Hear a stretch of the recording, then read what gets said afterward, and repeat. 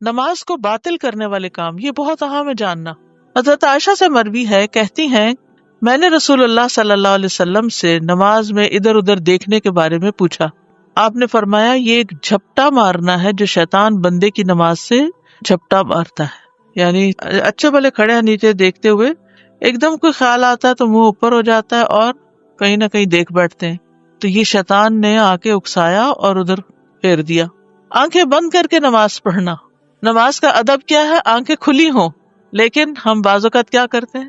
آنکھیں بند کر لیتے ہیں۔ کبھی کیا آپ نے؟ اکثر ہو جاتا ہے۔ صحیح بات یہ ہے کہ آنکھیں بند کر کے نماز پڑھنا مکروہ ہے۔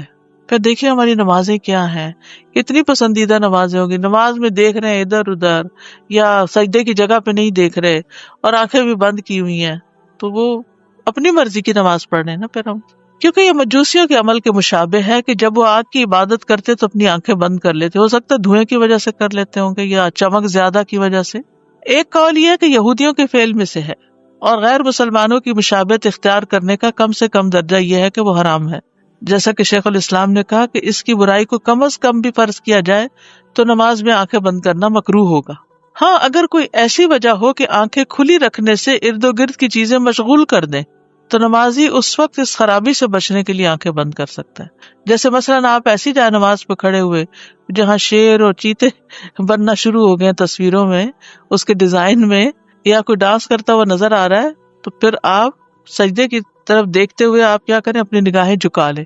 جیسے کوئی بھی ناپسندیدہ چیز دیکھ کے انسان نگاہیں جھکا لیتا ہے یا بند کر لیتا ہے تو وہ پھر اسی زمرے میں آئے گا، لیکن اصل اصول کیا ہے کہ آنکھیں کھلی ہوں، نگاہیں سجدے کی جگہ پر ہوں۔ تو یہ ہے ایک مکروہ کام۔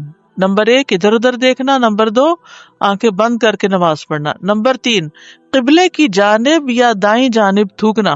عبداللہ بن عمر سے روایت ہے، انہوں نے کہا کہ رسول اللہ صلی اللہ علیہ وسلم کو مسجد میں قبلے کی طرف دیوار پر بلغم نظر آیا، اس حال میں کہ آپ لوگوں کو نماز پڑھا رہے تھے۔ آپ صلی اللہ علیہ وسلم نے اسے کھرچ دیا، پھر نماز سے فارغ ہو کر فرمایا جب تم میں سے کوئی شخص نماز پڑھ رہا ہوتا ہے تو اللہ اس کے چہرے کی طرف ہوتا ہے، لہٰذا کسی کو نماز کے دوران اپنے سامنے کی طرف نہیں تھوکنا چاہیے۔ یہ بھی مینرز کے خلاف ہے نا۔ پہلو پر ہاتھ رکھنا، پہلو کون سا ہے؟ جسے ہک نہیں کہتے، ایسے یہاں سائڈ۔ ابو ہریرہ رضی اللہ عنہ نبی صلی اللہ علیہ وسلم سے روایت کرتے ہیں کہ آپ نے منع فرمایا کہ کوئی آدمی پہلو پر ہاتھ رکھے ہوئے نماز پڑھے، یہ بھی مینرز کے خلاف ہے۔ زیاد بن صبیح حنفی کہتے ہیں کہ میں نے ابن عمر کے پہلو میں کھڑے ہو کر نماز پڑھی، اس دوران میں نے اپنے ہاتھ اپنے پہلو کوکھ پر رکھ لیے۔ جب وہ نماز سے فارغ ہوئے تو فرمایا یہ کیفیت نماز میں صلیب سے مشابہ ہے، اس یعنی یوں رکھ لیں گے تو کیا ہو جائے گا؟ کراس بن جائے گی، اور رسول اللہ صلی اللہ علیہ وسلم اس سے منع کیا کرتے تھے۔ دوران نماز بائیں ہاتھ سے زمین پر سہارا لے کر بیٹھنا، یعنی اتحیات پڑھ رہے ہیں اور ہاتھ گھٹنوں پہ رکھنے کی بجائے، ران پہ رکھنے کی بجائے آپ نے کہاں رکھا ہوا ہے؟ زمین پہ رکھ کے ٹیکا ہوا اور اس پہ بیٹھے ہوئے۔ ابن عمر رضی اللہ عنہ نے ایک شخص کو دیکھا کہ وہ نماز میں بیٹھے ہوئے اپنے بائیں ہاتھ کا سہارا لیے ہوئے تھا، یعنی زمین پہ ہاتھ رکھے ہوئے تھا۔ ہارون بن زید نے کہا وہ اپنی بائیں جانب پر گرا ہوا تھا، یعنی بالکل ادھر، تو یہ بھی ادب کے خلاف ہو گیا، آپ سیدھے اسٹریٹ بیٹھے۔ تو ابن عمر نے اس سے کہا ایسے مت بیٹھو، اس طرح وہ لوگ بیٹھتے ہیں جنہیں عذاب دیا جائے گا، یہ بیٹھنا ناپسندیدہ ہے۔ ہاتھ کی انگلیوں میں تشبیک کرنا، یہ ہے تشبیک، انگلیوں میں ڈال دینا یا ایسے کر کے کڑا کے نکالنا، ٹھیک ہے۔ ابن عباس کے آزاد کردہ غلام شعبہ سے مروی ہے، انہوں نے کہا میں نے ابن عباس کے پہلو میں نماز پڑھی، میں نے اپنی انگلیوں کے پٹاخے نکالے، جب میں نے نماز پوری کر لی تو انہوں نے کہا تمہاری ماں نہ رہے، تم نماز ہی میں اپنی انگلیوں کے پٹاخے نکال رہے ہو۔ جی انگلیاں توڑنا اس طرح۔ ابن عمر نے اس شخص کے بارے میں جو نماز میں انگلیاں ڈال کر تشبیک کرے یہ کہا کہ یہ ان لوگوں کی نماز ہے جن پہ غضب کیا گیا، یعنی بعض لوگ ہاتھ پہ ہاتھ رکھنے کی بجائے کیا کرتے ہیں؟ انگلیوں میں انگلیاں ڈال کے یوں نماز پڑھ رہے، ٹھیک ہے۔ کیسے؟ انگلیوں میں انگلیاں ڈال کے اسے سینے پر، تو انگلیوں میں انگلیاں نہیں ڈالنی بلکہ جو ہاتھ پر ہاتھ رکھنا ہے اور پکڑنا ہے اس کو۔ کھانے کی موجودگی میں نماز پڑھنا۔ ابن ابی عتیق عبداللہ بن محمد بن عبد الرحمن بن ابو بکر روایت کرتے ہیں، کہتے ہیں کہ میں نے اور قاسم بن محمد بن ابو بکر نے حضرت عائشہ کے پاس بیٹھے ہوئے گفتگو کی، باتیں کر رہے تھے، اور یہ فیملی گیدرنگ ہے۔ آپ دیکھ رہے ہیں ایک حضرت ابو بکر رضی اللہ عنہ کے پوتے کے بیٹے ہیں. ٹھیک ہے, یہ آپ دیکھ رہے ہیں عبداللہ بن محمد بن عبد الرحمن بیٹے ہیں, ان کے بیٹے ہیں پھر محمد اور ان کے بیٹے عبداللہ. ٹھیک ہے, اور یہ جو ہیں قاسم بن محمد بن ابو بکر, یہ کیا ہے پوتے. ٹھیک ہے, قاسم زبان کی شدید غلطیاں کرنے والے انسان تھے. وہ ایک کنیز کے بیٹے تھے. ایران سے جو آئی تھی نا کنیزیں, تو ان میں سے ایک ان کو ملی تھی, ان کے بیٹے کو. کسرا کی یا بیٹیاں تھیں یا کچھ ایسے ہی, یعنی شاہی خاندان کی خواتین تھی. حضرت عائشہ رضی اللہ عنہا نے اس سے کہا, کیا بات ہے, تم میرے اس بھتیجے کی طرح گفتگو کیوں نہیں کرتے؟ کیونکہ وہ عرب نہیں تھی ماں, تو بچہ جو ہے وہ ماں سے مادری زبان سیکھتا ہے. تو وہ عربی جو تھی وہ خالص نہیں تھی, تو وہ زبان میں غلطیاں کرتے تھے جیسے ہمارے بچے اردو بولتے ہیں. پھر وہ کہنے لگی, ہاں میں جانتی ہوں تم میں یہ بات کہاں سے آئی ہے, یعنی کس وجہ سے تم ایسا بولتے ہو. اس کو اس کی ماں نے ادب سکھایا اور تمہیں تمہاری ماں نے سکھایا. کہتے اس پر قاسم ناراض ہو گئے اور ان کے خلاف دل میں غصہ آ گیا, کیونکہ ان کی ماں کی بات تھی نا. پھر جب انہوں نے حضرت عائشہ کا دسترخوان آتے دیکھا تو اٹھ کھڑے ہوئے کہ میں کھانا نہیں کھاؤں گا. حضرت عائشہ نے پوچھا, کہاں جاتے ہو؟ انہوں نے کہا, میں نماز پڑھنے لگا. حضرت عائشہ نے کہا, بیٹھ جاؤ. انہوں نے کہا, میں نے نماز پڑھنی ہے. حضرت عائشہ نے کہا, بیٹھ جاؤ دھوکے باز, میں نے رسول اللہ صلی اللہ علیہ وسلم کو فرماتے ہوئے سنا ہے, کھانا سامنے آ جائے تو نماز نہیں, کھانا سامنے آ جائے تو نماز نہیں. یعنی وہ بہانہ کر رہے تھے ایک طرح سے. جی, اور وہ سمجھ گئی. اور نہ وہ نماز پڑھے جس پر پیشاب پخانہ کی ضرورت غالب آ رہی ہو. یہ دونوں چیزیں توجہ بانٹنے والی ہیں. اس حدیث میں اس بات کا بیان ہے کہ جب ایسا کھانا موجود ہو جسے وہ کھانا چاہتا ہے تو اس وقت نماز پڑھنا مکروہ ہے, کیونکہ اس طرح سے اس کا دل کھانے کی طرف ہی مشغول رہے گا اور نماز میں مکمل خشوع ختم ہو جائے گا. رفع حاجت محسوس ہونے کی حالت میں نماز پڑھنا. سنن نبی داؤد کی روایت ہے, ابو ہریرہ رضی اللہ عنہ نبی صلی اللہ علیہ وسلم سے روایت کرتے ہیں کہ آپ صلی اللہ علیہ وسلم نے فرمایا, جو شخص اللہ اور آخرت کے دن پر ایمان رکھتا ہے اس کے لیے حلال نہیں کہ پیشاب پخانہ روکے ہوئے نماز پڑھے حتیٰ کہ فارغ ہو جائے, یعنی جائے فارغ ہو کے دوبارہ وضو کر کے آئے اور نماز مکمل کرے.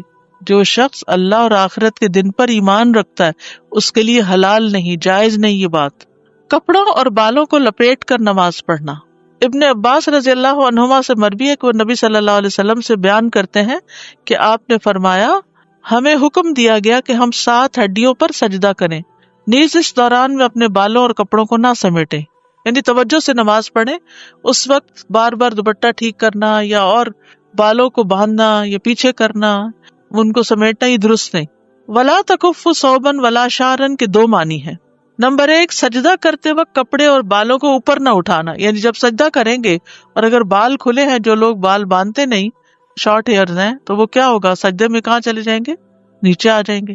آپ صلی اللہ علیہ وسلم کا یہ فرمان, ولا نکف شعرا ولا ثوبا, یعنی نماز میں ہم انہیں اوپر نہ اٹھائیں بلکہ انہیں چھوڑ دیا جائے یہاں تک کہ کپڑوں کو بھی وہ جگہ لگے جو سجدوں کے مقامات کو لگتی ہے, دوپٹہ وغیرہ یا جو بھی ہے, اسکارف ہے, تو وہ بھی سجدے کی جگہ کو چھو جائے. اس وقت اسکارف کو اس طرح نہیں لپیٹیں کہ وہ بالکل ہی جسم کے ساتھ چمٹ جائے. انسان اپنے بالوں کو نہ سمیٹے, اگر اس کے بال نیچے لٹک رہے ہوں تو سجدہ کرنے کی وجہ سے انہیں جمع نہ کرے بلکہ انہیں اپنے ساتھ سجدہ کرنے دے. اس کا یہ مطلب نہیں کہ وہ اسکارف سے باہر نکل کے نظر آنے لگے, تو مطلب یہ کہ اگر جیسے چھوٹے ہیں آگے آتے ہیں تو آگے آ جاتے ہیں, پیچھے جاتے تو پیچھے آ جاتے ہیں, مگر اندر ڈھکے ہوئے ہیں تو ان کو نماز میں باندھ کے نماز پڑھنے کی ضرورت نہیں.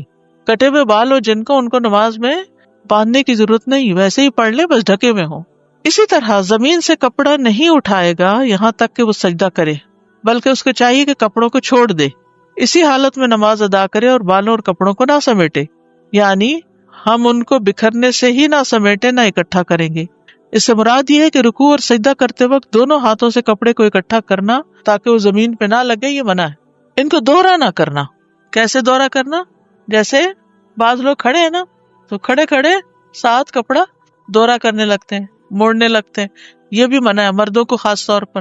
جیسے نماز پڑھے, گرمی لگ رہی تو وہ کیا کرے مرد, عورتوں کے لیے تو ویسے بازو ننگا کرنا جائز نہیں, تو نماز میں ہی پیچھے فولڈ کرنا شروع کر دے تو یہ درست نہیں. جب اللجنہ دائمہ سے نماز میں کف یعنی فولڈ کرنے کو کپڑے سمیٹنے کی ممانعت میں شمار کیا جائے, اس بارے میں پوچھا گیا, اگر یہ کپڑے سمیٹنے کی ممانعت میں ہے تو کیا اس کا حکم مختلف ہوگا؟ اور اگر میں نماز کی حالت میں یہ شامل ہوا اور میرے کپڑے نماز میں داخل ہونے سے پہلے ہی سمٹے ہوئے ہوں, یعنی میں نے کپڑے کو اوپر اٹھانا نماز کے دوران نہیں کیا بلکہ پہلے کیا, تو کیا دونوں حالتیں برابر ہیں؟ انہوں نے جواب دیا کف اس طرح سے سمیٹنا کہ انہیں جمع کیا جائے یا فولڈ کیا جائے جائز نہیں، یعنی فولڈڈ بازوں سے نماز نہ پڑھیں، اس وجہ سے کہ سجدہ کرتے وقت زمین پہ نہ لگے، یہ نماز کے دوران بھی منع ہے، اور نہ ہی یہ نماز سے پہلے جائز ہے کہ فولڈ کر کے نماز میں شریک ہو، لگنے دیں کپڑے کو نیچے، یعنی فولڈ کر کے پھر نماز شروع کرے کہ نیچے نہ لگ جائے، تو یہ درست نہیں۔ کئی لوگوں کو میں نے دیکھا کہ وہ کوٹ کے اندر سارا وہ اسکارف وغیرہ ڈال لیتے ہیں، اور صرف سر پہ ہوتا ہے ان کے اسکارف اور کہیں نہیں لگا ہوتا، کیوں؟ کیونکہ وہ بار بار لگ رہا ہے زمین پہ تو وہ لپیٹ، تو ایسے نہیں ہونا چاہیے، کندھوں تک اسکارف ہونا چاہیے۔ بالوں اور کپڑوں کو دورہ کرنے کی کراہت۔ زکریا انصاری نے کہا کہ نمازی کے لیے بالوں اور کپڑوں کو سجدے میں جمع کرنا مکروہ ہے، سجدے کے علاوہ بھی بلا وجہ جمع کرنا بھی درست نہیں۔ اسی میں یہ چیز داخل ہے کہ وہ اپنے کپڑے کو پنڈلیوں سے اٹھائے یا اپنے کف دورے کرے، اس نہیں کی حکمت یہ ہے کہ کپڑے اور بال بھی اس کے ساتھ سجدہ کرے، یعنی مردوں کے لیے نا ٹخنے ننگے ہو، اب اگر کسی کا پینٹ ڈھیلا ہے تو وہ نیچے ہو گیا، پھر بار بار وہ اونچا کر رہا ہے، پھر وہ نیچے ہو رہا ہے، پھر اونچا کر رہا ہے، تو اس طرح کے ایکشن جو ہے نماز کے دوران مناسب نہیں، ادب کے خلاف ہے۔ زرکشری نے کہا کہ بالوں کو سمیٹنے کی ممانعت کو مردوں کے ساتھ خاص کرنا چاہیے، جہاں تک عورت کا معاملہ ہے تو اس کو مینڈیاں کھولنے میں مشقت ہے اور یہ حسن کو اختیار کرنے کی حالت کے مخالف ہے، یعنی اگر چٹیا کی ہوئی ہے یا مینڈیاں تو وہ نہیں کھولنی ہے اس کو، لیکن اگر کھلے بال ہیں تو ٹھیک ہے۔ جوڑے میں نماز پڑھنا۔ عبداللہ بن عباس سے مروی ہے کہ انہوں نے عبداللہ بن حارث کو سر کے پیچھے جوڑا باندھے نماز پڑھتے دیکھا تو وہ ان کو کھولنے کھڑے ہو گئے۔ جب وہ نماز سے فارغ ہوئے تو ابن عباس کی طرف متوجہ ہوئے اور کہا تم نے میرا سر کیوں چھیڑا؟ تو ابن عباس نے فرمایا کیونکہ میں نے رسول اللہ صلی اللہ علیہ وسلم کو فرماتے ہوئے سنا، بالوں کا جوڑا بنا لینا اس کی مثال ایسے ہے جیسے کوئی نماز پڑھے اور اس کے ہاتھ پیچھے بندھے ہوئے ہوں۔ پیچھے کیسے بندھے ہوں گے؟ یعنی یوں کر کے نماز پڑھ رہا ہے، تو ایسے ہی بال بھی پیچھے باندھ کے ان کو جوڑا بنا لینا درست نہیں۔ سعید بن ابی سعید مقبری اپنے والد سے بیان کرتے ہیں، انہوں نے نبی صلی اللہ علیہ وسلم کے آزاد کردہ غلام ابو رافع کو دیکھا کہ وہ حسن بن علی کے پاس سے گزرے جبکہ وہ نماز پڑھ رہے تھے، اور انہوں نے اپنی گدی میں اپنے بالوں کی چوٹی گھسا رکھی تھی۔ بالوں کی چوٹی جو تھی وہ گدی میں کیسے گھساتے ہیں؟ لپیٹ کے اس کے اندر ڈال دینا۔ بس ابو رافع نے ان کے بال کھول دیے۔ حسن نے غصے سے ان کی طرف دیکھا تو ابو رافع نے کہا اپنی نماز پڑھیے اور ناراض مت ہوئیے، بلا شبہ میں نے رسول اللہ صلی اللہ علیہ وسلم سے سنا ہے کہ جوڑے کا یہ مقام شیطان کی بیٹھک ہے، یعنی بال اونچے کر کے باندھ لے انسان یا ایک جوڑا بنا کے، تو شیطان کے بیٹھنے کی جگہ ہے۔ ویسے بھی بہت متوجہ کرتا ہے نا انسان دوسرے کو، یعنی جس کے بال ایک سر ہو پھر سر کے اوپر ایک اور چیز اونچی کر کے باندھی بھی ہو تو خواہ مخواہ لوگ اس کی طرف متوجہ ہوتے ہیں۔ مرد کا چہرہ ڈھانپ کر نماز پڑھنا۔ ابو ہریرہ سے روایت ہے، انہوں نے کہا رسول اللہ صلی اللہ علیہ وسلم نے اس بات سے منع فرمایا کہ آدمی نماز کے دوران اپنا منہ ڈھانک لے۔ نقش و نگار میں کھو جانا۔ حضرت عائشہ سے مروی ہے کہ رسول اللہ صلی اللہ علیہ وسلم نے ایک دھاری دار منقش چادر میں نماز پڑھی، پھر فرمایا مجھے اس کے نقش و نگار نے اپنی طرف متوجہ رکھا، اسے ابو جہم کے پاس لے جاؤ اور میرے لیے اس کی انبجانی چادر لے آؤ، یعنی جو بغیر نقش و نگار کے ہو۔ نفس سے باتیں کرنا، وسوسوں اور خیالوں میں رہنا۔ رسول اللہ صلی اللہ علیہ وسلم نے فرمایا جب کوئی شخص نماز پڑھتا ہے در حقیقت وہ اپنے رب تبارک و تعالیٰ سے مناجات کرتا ہے، چنانچہ اسے معلوم ہونا چاہیے کہ وہ اپنے رب سے کیا مناجات کر، کیا بات کہہ رہا ہے، یہ پتا ہونا چاہیے کہ کیا بول رہے ہو۔ استاذہ یہ جو کہا گیا ہے کہ جوڑے میں نماز پڑھنے سے منع کیا گیا، کیا یہ خواتین کے لیے بھی ہے یا خالی مرد حضرات کے لیے؟ مردوں کے لیے تو لازمی طور پر ہے، لیکن خواتین کے لیے بھی پسندیدہ نہیں ہے، کیونکہ اس سے وہ جو ایک خشوع و خضوع کی کیفیت ہے، یہ ایک ہمبلنس کی کیفیت ہے، وہ نہیں آتی۔ اور اگر باندھے ہوئے بھی ہو نا بال تو نیچے کر لیں، اوپر اٹھا ہوا نہیں ہونا چاہیے، اوپر اٹھانے کی ممانعت ہے۔ جی استاذہ، نماز کے بعد جو انگلیاں بجاتے ہیں ان کو سلام پھیرنے کے بعد اس کی ممانعت ہے؟ مسلح پہ منع ہے، اٹھ جائیں تو پھر اور بات۔ اچھا مسلح پہ منع ہے، کیونکہ میں کہتی اپنے بیٹے سے تو وہ کہتا نہیں ایسا نہیں ہے، لیکن میں نے اس کے لیے مسلح پہ بیٹھے ہوئے وضو کیا ہوا ہے، مسلح پہ بیٹھ کے خطبے کے دوران یا نماز کے دوران نہیں کرنا چاہیے، جب وہاں سے اٹھ گئے تو پھر نہیں، ہاں نہیں، سلام کے بعد ادب، یہ سارے مینرز کے خلاف ہیں یہ سب بات۔ جی میں یہ پوچھنا چاہ رہی تھی کہ اگر جوڑا نہیں بندھا ہو، صرف پیچھے بال کلپ لگا لیتے ہیں جیسے کوئی حرج نہیں، کوئی حرج نہیں، بالکل، یعنی یہ وہ مینرز ہیں جو ہم عام طور پہ گھروں میں بچوں کو سکھاتے ہیں کہ بڑوں کے سامنے ایسا نہیں کرتے، تو پھر اللہ سبحانہ و تعالیٰ تو سب سے بڑے ہیں۔